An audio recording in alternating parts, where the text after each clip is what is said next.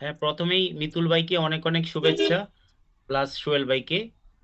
আমি শুরু করতে চাচ্ছি মহান স্বাধীনতা 16ই ডিসেম্বর 2025, 54 বছরের দ্বার প্রান্তে পার হয়ে আমরা নতুন দিগন্ত শুরু করছি।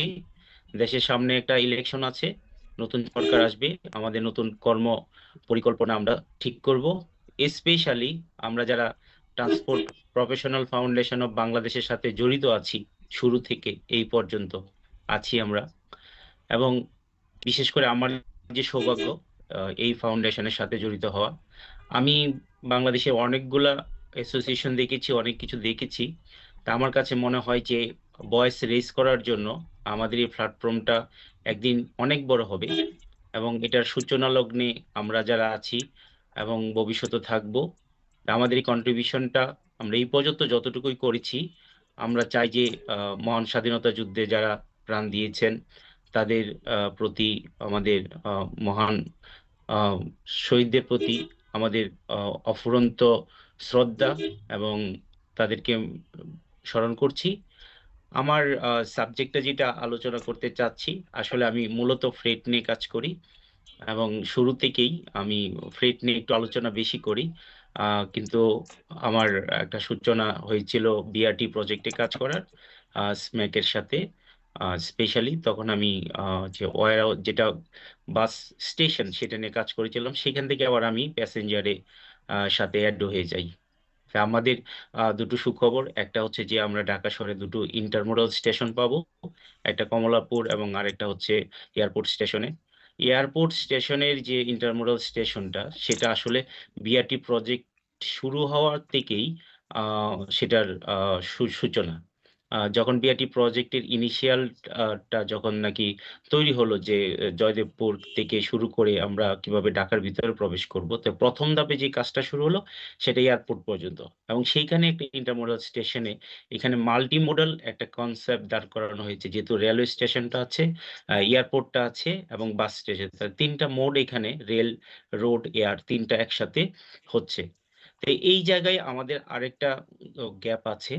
সেটা হচ্ছে যে আমাদের বাংলাদেশে যেহেতু এক্সপোর্ট ওরিয়েন্টেড কিছু ম্যানুফ্যাকচারিং ইন্ডাস্ট্রি আছে, বিশেষ করে রেডিমেড গার্মেন্টস। আমি ওভারঅল এখানে স্টাডি করে দেখলাম যে এই জায়গায় আমাদের একটা বড় একটা গ্যাপ আছে, যে এখানে একটা ফ্রেট ভিলেজ দরকার। আমি লস এঞ্জেলেসে দেখেছি যে এয়ারপোর্টের কাছে অনেকগুলো ফ্রেট ভিলেজ থাকে। তাহলে এই ফ্রেট ভিলেজটা সাধারণত এয়ারপোর্টে যে ফ্রেটের যে একটা কার্গো ভিলেজ থাকে, সেটা থেকে একটু ডিফারেন্ট। আমরা চট্টগ্রামে যদি লক্ষ্য করি যে আমাদের চট্টগ্রামে সিপোর্টের সাথে আমাদের অনেকগুলো আইসিডি বা ইনল্যান্ড কন্টেনার ডিপো আছে। তেমনই ভাবে বিশেষ করে আমাদের এখান থেকে যে স্যাম্পল গুলা পাঠাতে হয়, প্লাস হচ্ছে যে হঠাৎ করে আমাদের কিছু বায়ারদের রিকোয়ারমেন্ট থাকে স্পিডি শিপমেন্টের জন্য, তখন আমাদের ফ্রেট ভিলেজটা এখানে ঢাকা শাহজালাল আন্তর্জাতিক বিমানবন্দর অনেক প্রবলেম ফেস করে। কয়েকদিন আগে আমরা ফায়ার অ্যাক্সিডেন্টও দেখেছি। তো এখানে আমাদের ফ্রেট ভিলেজ সরকারি বা বেসরকারি পর্যায়ে যে হোক, একটা ফ্রেট ভিলেজের অনুভবটা করেছি আমরা অনেক আগে, প্রায় 20 বছর আগে। কিন্তু এখন পর্যন্ত এটা সম্পাদন হতে পারে নাই, এটা একটা বিশাল সুযোগ রয়েছে। তা আশা করি যে এইখানের এই মাল্টিমোডাল বা ইন্টারমোডাল স্টেশন বা পয়েন্ট যেটা বলুক, এটা একটা বিশাল বড় একটা কাজ ঢাকা শহরের জন্য জানাতে চাই। যে আমি পিএইচডি করার পরে আমি একটা বই নিয়ে কাজ করছি, সেটা হলো যে freight transport geography of Bangladesh. বিভিন্ন কারণে এটা পিছিয়ে যাচ্ছে, প্রতি বছর পিছিয়ে যাচ্ছে। তা আমার এই ফোরামের মাধ্যমে আমি মনে হয় অনেক তথ্য পাচ্ছি, অনেক কিছু জানতে পারছি, যেটা আমাকে খুব বেশি হেল্প করবে। তা আপনাদের কাছে আমি দোয়া ও আশীর্বাদ চাইবো, যেন আমি 2026 সালে অন্ততপক্ষে বইটা পুরোপুরি লিখতে পারি। ও অবশ্যই 30% উপরে কাজ হয়ে গেছে। তাহলে আমাদের মোটামুটি একটা বই ট্রেড ট্রান্সপোর্ট জিওগ্রাফি অফ বাংলাদেশের আসবে। আমি আশা করি 2027 সালের ফেব্রুয়ারি মাসে এটা পাবলিশ করতে পারবো।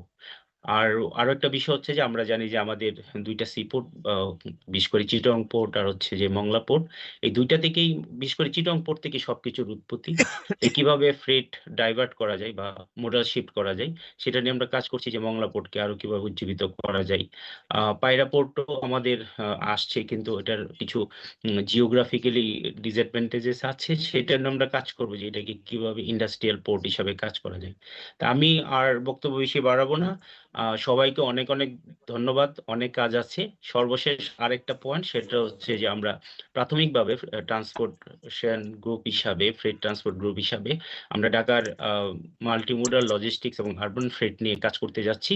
অলরেডি বুয়েট, আইইউবি এবং অন্যান্য ইউনিভার্সিটির সাথে কথা হয়েছে। আশা করি আইইউটিও আমাদের সাথে যুক্ত হবেন।